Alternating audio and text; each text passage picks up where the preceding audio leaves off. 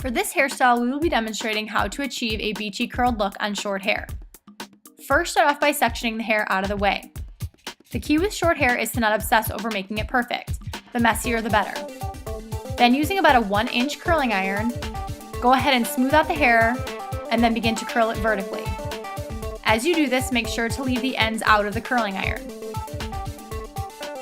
Again, with short hair, don't worry about curling each and every piece. Go ahead and resection the hair and continue curling each section. Again, make sure to curl vertically and leave the ends out.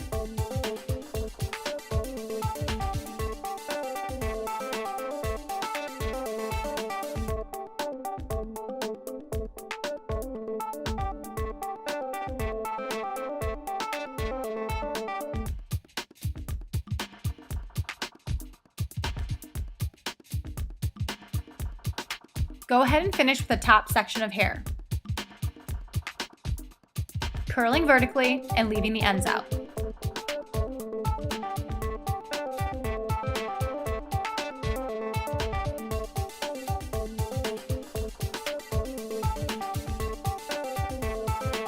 Once the curls have cooled and set, go ahead and spray with shine spray or hairspray and shake it out with your hands.